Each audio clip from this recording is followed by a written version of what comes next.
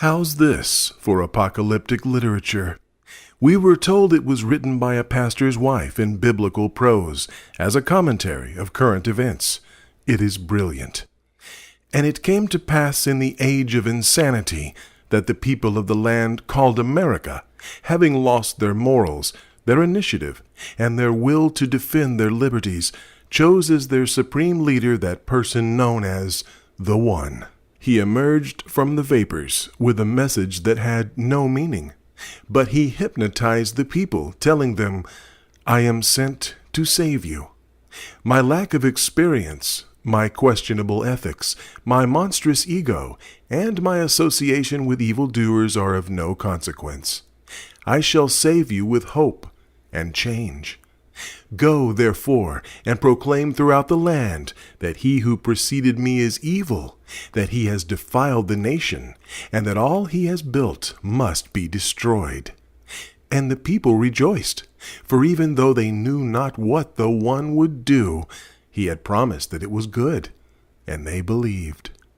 And the One said, "We live in the greatest country in the world. Help me change everything about it." And the people said, "Hallelujah! Change is good." Then he said, "We are going to tax the rich fat cats." And the people said, "Sock it to 'em," and redistribute their wealth. And the people said, "Show us the money." And then he said, "Redistribution of wealth is good for everybody." And Joe the plumber asked, "Are you kidding me? You're going to steal my money and give it to the deadbeats?" And the One ridiculed and taunted him, and Joe's personal records were hacked and publicized. One lone reporter asked, "Isn't that Marxist policy?" And she was banished from the kingdom. Then a citizen asked, "With no foreign relations experience and having zero military experience or knowledge, how will you deal with radical terrorists?" And the One said, "Simple.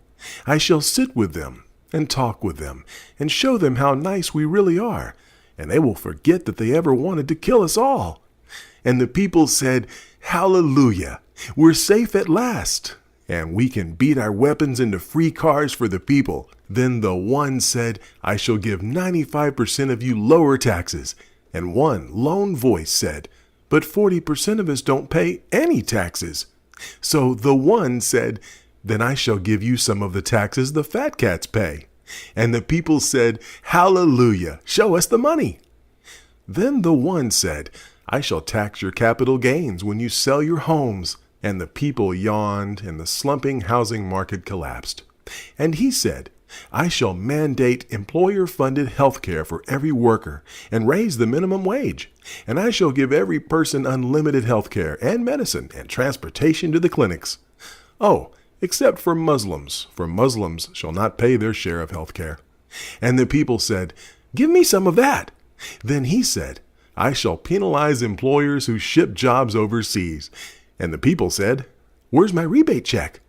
Then the One said, "I shall bankrupt the coal industry and electricity rates will skyrocket." And the people said, "Coal is dirty. Coal is evil. No more coal." But we don't care for that part about higher electric rates. So the One said, "Not to worry. If your rebate isn't enough to cover your expenses, we'll bail you out. Just sign up with the Acorn and your troubles are over." Then he said, "Illegal immigrants feel scorned and slighted. Let's grant them amnesty, Social Security, free education, free lunches, free medical care, bilingual signs, and guaranteed housing." And the people said, "Hallelujah!" And they made him king. And so it came to pass that employers facing spiraling costs and ever higher taxes raised their prices and laid off workers. Others simply gave up and went out of business, and the economy sank like unto a rock dropped from a cliff. The banking industry was destroyed. Manufacturing slowed to a crawl, and more of the people were without means of support. Then the One said, "I am the One, the Messiah, and I'm here to save you.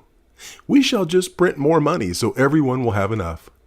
But our foreign trading partners said unto him, "Wait a minute. Your dollar's not worth a pile of camel dung. You will have to pay more." And the One said, "Wait a minute. That's unfair." And the world said, Neither are these other idiotic programs you've embraced. Lo, you've become a socialist state and a second-rate power. Now you shall play by our rules. And the people cried out, Alas, alas, what have we done? But yea, verily, it was too late. The people set upon the one snapped out of their malaise and rented their clothing, but alas, it was too late. And the change agent's name was changed to dung, and the once mighty nation was no more. And the once proud people were without sustenance or shelter or hope. And the change the one had given them was as like unto a poison that had destroyed them, and like a whirlwind that consumed all they had built. And the people beat their chests in despair and cried out in anguish, Give us back our nation, our pride, our hope. But it was too late, and their homeland was no more. You may think this is a fairy tale, but it's not. It's happening right now. And before you go into the bathroom to throw up, forward this video to your friends and those you know who care about our country, and what is happening to it under the rule of Commissar Abomination. Yeah, this is too true to be funny. Tragic, but not funny. Tragic, but true. This is the end of this video, but it doesn't have to be the end of our nation if enough people wake up and wake up others. Will you please help save our nation by forwarding a link to this video? Thank you.